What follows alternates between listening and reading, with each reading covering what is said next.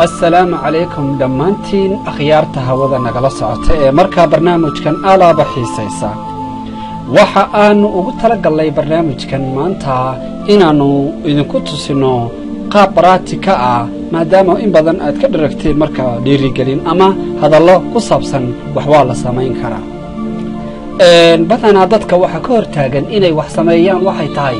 in qofka marka ay ka buuxday maskaxdiisu negative-ka uu awoodin inuu process sameeyo oo marka uu bedeli karo positive-ka taasna waxa ka hoosgareynaya qofka maskaxdiisa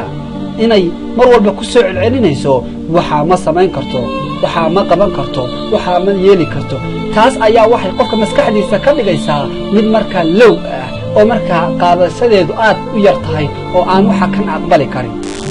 si marka marxaladda looga gudbo waxaan u sameynay talaabooyinkan waxaad sameynaysaa marka ugu horeysa waa inaad oran sideedaba waxaasaan sameynaya waxaasaan ku guulaysanaya waxa lagaaga baahan yahay maadaama maskaxdaadu in badan ay la qabsatay wax lama sameyn karo inaad tiraahdid waxaan ku guda jiraa inaan sameeyo waxa iyo waxa processkii baan wadaa aan ku guulaysan lahaa processkii baan wadaa aan ku qaadan lahaa shahaado aad u qaaliya oo sharaf leh processkii baan wadaa aan ku samayn lahaa lacag ama ganacsade aad u weyn u noqon lahaa processkii baan wadaa aan ku guulaysan lahaa jacaylkayga ama relationship-ka qofka aan ka doonayo inuu xidhiidh ila sameeyo saan u soo jiito qalbigiisa waxaan wadaa markaa processkii saan ugu guulaysan lahaa wax kastaba ha ahaato hanti ha ahaato relationship ha ahaato marka mid aqooneed iyo cilmi intaba processku wuxuu u baahan yahay marka qofku inuu ku celceliyo maskaxdiisa si uu u gaadho guul rasmi ah inta badan dadku waxay isku dayaan inay yiraahdaan waxaanu bedelaynaa naftayada waxaanu change garaynaynaa noloshayada balse ay markay in muddo wadaan ay arrintii dib u soo noqoto oo ay bartii dib uga bilaabaan taasna waxa ka hoosgareeyay nin ayaa wuxuu yiri haddii buu yiri qofku aanu tallaabo qaadi karin tallabaadna ma qaadi karo waayo qofka aan khudwo qaadin ama tallaabada hore tallabaad kuma dari karo saa darteed waa inaad samaysaa marka movement waa inaad samaysaa wax movement oo joogta waa inaad samaysaa shaqo joogta oo maalinle waa inaad wax qabataa waxaas ha yaraadeen ha badnaadeen waxay doonaanba ha ahaadeen si joogta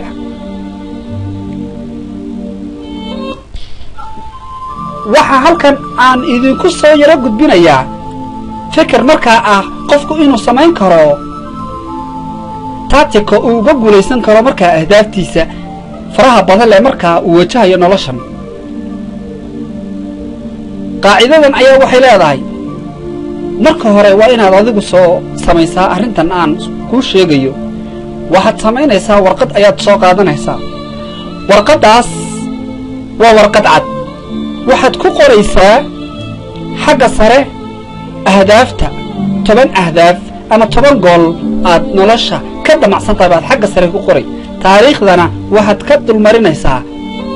ahdaaftaada oo aad ku qoraysaa taariikhda markaa maalintaas intaa markaad samaysid ayaa waxaad samaynaysaa liidimo ama laynan ayaad jeexaysaa oo warqadda u samaynaysaa waxaadna niyeysataa inaad mid kasta ku dhammayso 12 bilood ahdaaftadan waxaad xagga sare ee warqadda ku qortaa layn kasta hadafka ama goolka aad rabtid inaad gaadho iyo taariikhda maalinta hoosta ka xariiq ahdaaftaada aad doonaysid markaa inaad xaqiijiso kadib waxaad isweydiisaan su'aashan oo ah mid weyn haddii uu kuu suurto galo inaad xaqiijiso hadaf ka mida 10kaaga hadaf ee hadda aad warqadda ku qoratay muddo 24 saacadood gudahooda kee ayaa kuugu weyn ama saamayn noloshaada ku leh oo aad xaqiijin kartaa ugu horrayntii markaas kadib waxaad ku caddaan su'aasha jawaabteeda waxaadna odhan waa kan hadafka aan doonayo inaan xaqiijiyo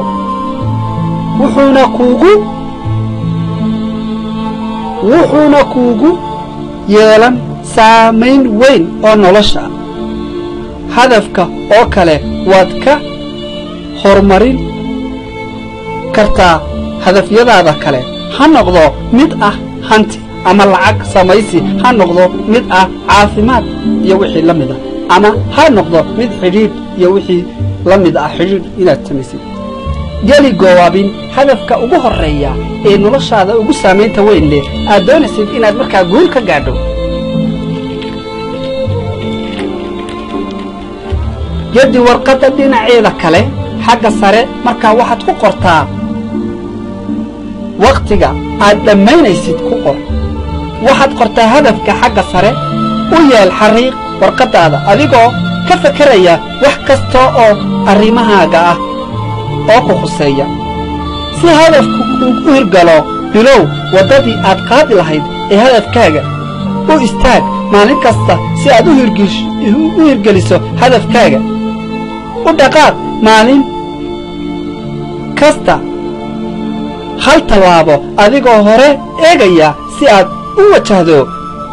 ka midho dhalinta hadafkaaga weyn waxaan ballan idinka qaadayaa haddii aad samaysid tareerinkan oo ah doorashada hadafka kuugu weyn noloshaada ama kuugu muhiimsan oo aad ka samaysid tallaabo horumar ah oo maalin kasta ah noloshaadu waxay isku beddelaysaa si kaamil ah oo aan hore loo arag mahmaha ayaa waxay odhanaysaa dadku markay xadeeyaan ahdaaftooda nolosheeda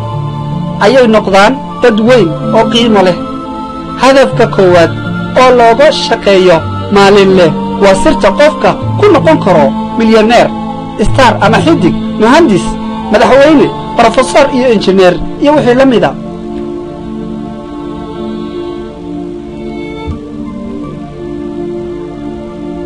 haddaba miyaanay ahayn su'aal ayaan ku weydiinayaa miyaanay ahayn wakhtigii aad ogaan lahayd awoodda noloshaada ama naftaada ku jirta miyaanay gaadhin wakhtigii aad joojin lahayd shakiga aad ka shakisan tahay naftaada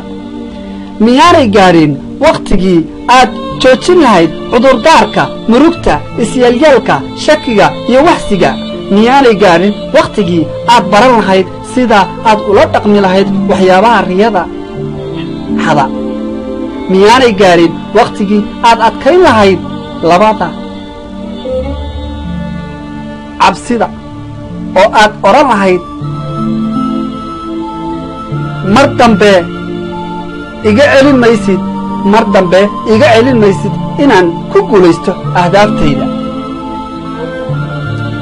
waa arrin aad u muhiima qofku inuu ogaado noloshiisa ahdaaftiisa ugu muhiimsan ee uu markaa ka wajahayo nolosha adigoo markaa